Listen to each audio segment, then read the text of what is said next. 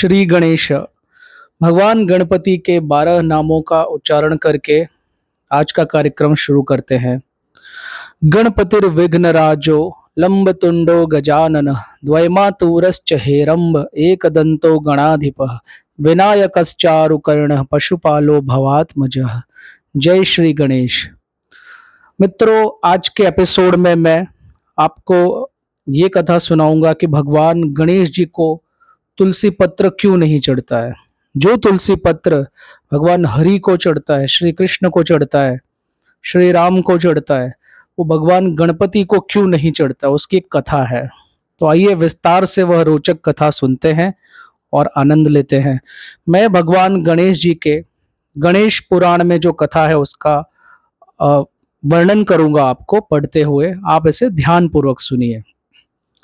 ये जो संवाद है ये श्री नारायण और नारद जी के बीच में है। तो नारद जी ने श्री नारायण से कहा कि गणेश जी के ऐसे जो चरित्र आप हमें सुनाते हैं उससे हमें बहुत आनंद आता है।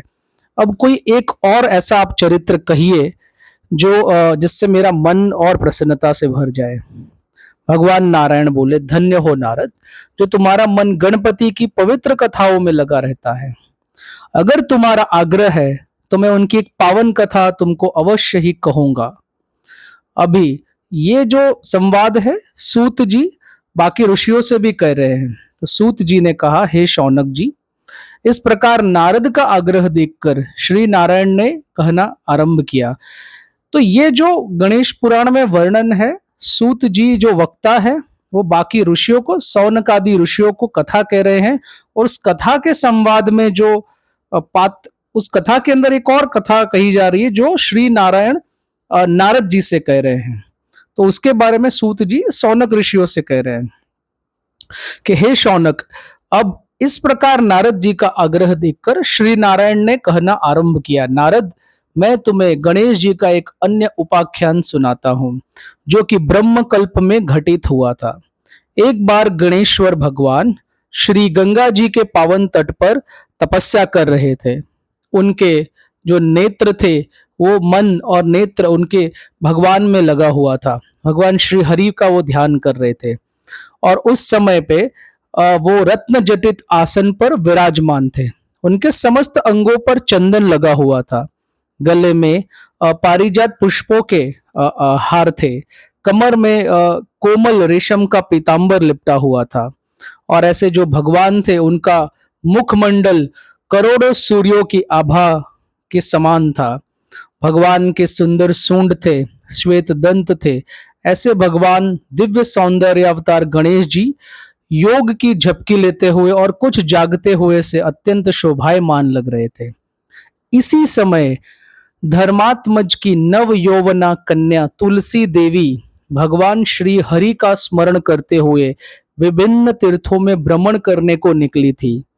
वह विभिन्न स्थानों पर होते हुए उसी गंगा तट पर आ पहुंची जहां पर पार्वती नंदन एक दंत भगवान श्री कृष्ण के चरणार बिंदु में ध्यान में थे। तुलसी ने उमा सुवन को देखा, यानी गणेश जी को देखा, तो वो विमोहित सी हो गई। उसने सोचा कितना अद्भुत और अलौकिक रूप है इनका। तो वो वार्तालाप करने के विचार से उनके पास गई और तुलसी ने भगवान गणेश के समीप जाकर कहा, हे गजानन, हे शूर्पकर्ण, हे एकदंत, हे घटोदर, इन नामों से उनको उच्चारण किया और कहा, मुझे यह तो बताओ, संसार भर के समस्त आश्चर्य एक तुम्हारे ही विग्रह में किस प्रकार से एकत्र हो गए? क्या इसके लिए तुमने कोई तपस्या की है? और यदि की है तो किस देवता की थी? गणेश्वर भगवान तुलसी को देखकर कुछ अचकाए और उन्होंने सोचा, यह कौन है और मेरे पास आने का प्रयोजन क्या है इसका? जब कोई समाधान न हुआ तो वह बोले, वत्स, मैंने तुम्हें अब से पहले कहीं नहीं देखा है, इसलिए तुम कौन हो और यहाँ किस प्रयोजन से आई हो और मेरी तपश्चर्या में विघ्न डालने का कारण क्या है?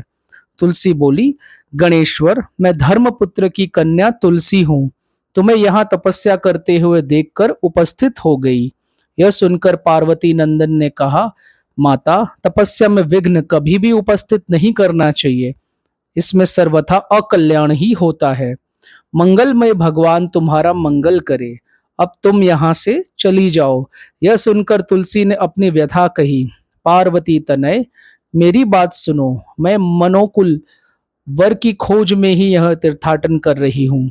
मैंने अनेक वर देखे, किंतु आप पसंद आए हो मुझे, अतएव मुझे अपनी भार्या रूप में यानी पत्नी के रूप में स्वीकार करे और मेरे साथ विवाह कर लीजिए। गणेश जी बोले, माता, विवाह कर लेना जितना सरल है उतना ही कठिन उसके दायित्व का निर्वाह करना है, इसलिए विवाह तो दुख का ही कारण होता है। उस समय भगवान गणेश का विवाह नहीं हुआ था और भगवान गणेश कह रहे हैं कि विवाह कर लेना तो सरल है, लेकिन उसका जो दायित्व का निर्वाह करना है वो बहुत कठिन होता है। तो भगवान गणेश ये सोचते थे कि वे तो दुख का कारण है। भगवान कह रहे हैं उसमें सुख की कभी भी प्राप्ति नहीं होती। विवाह में काम वासना की प्रधानता रहती है, जो कि तत्व ज्ञान का उच्छेद करने वाली और समस्त संशयों को उत्पन्न करने वाली है। अतएव माता, तुम मेरी ओर से चित्त हटा लो, और आप अगर ठीक प्रकार से खोज करोगे तो मुझसे अच्छे अनेक वर तुम्हें मिल जाएंगे।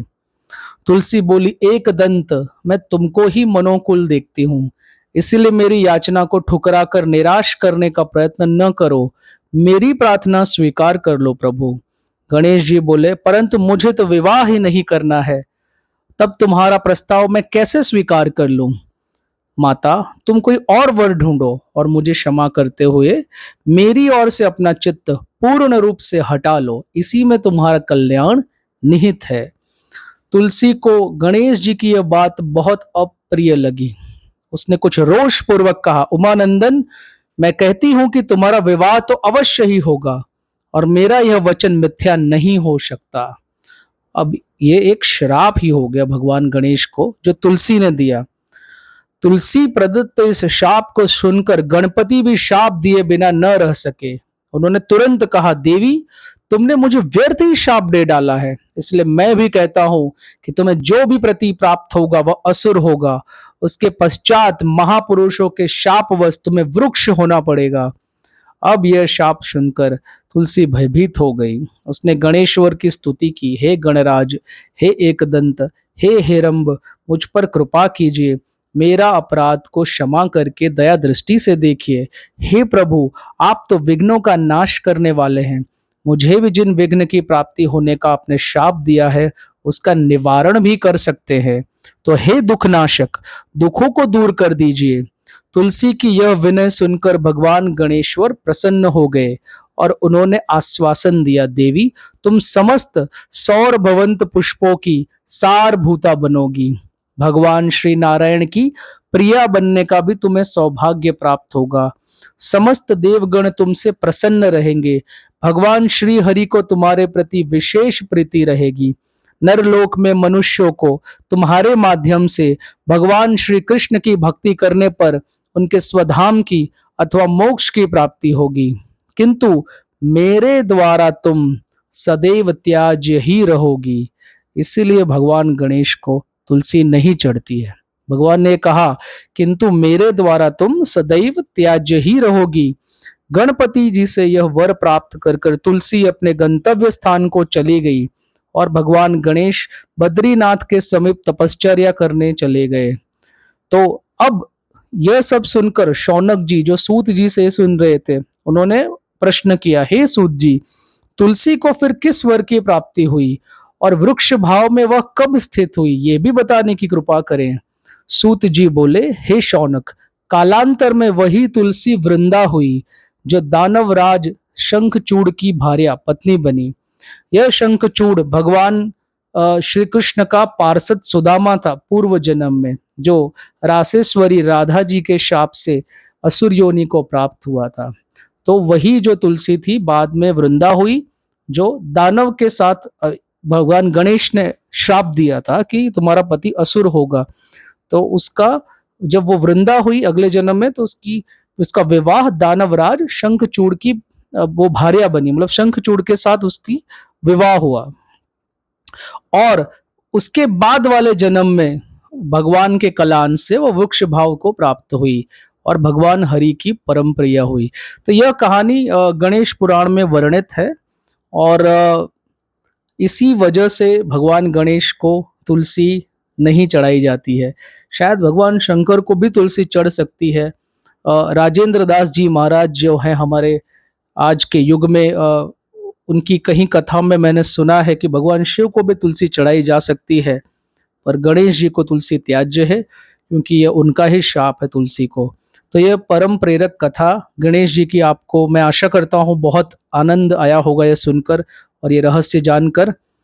आगे और भी रोचक और प्रेरक कथाओं के साथ मैं आपके पास प्रस्तुत होता रहूंगा। हमारे चैनल को सब्सक्राइब कर लीजिए, गणेश जी की भक्ति करिए। जय श्री गणेशा।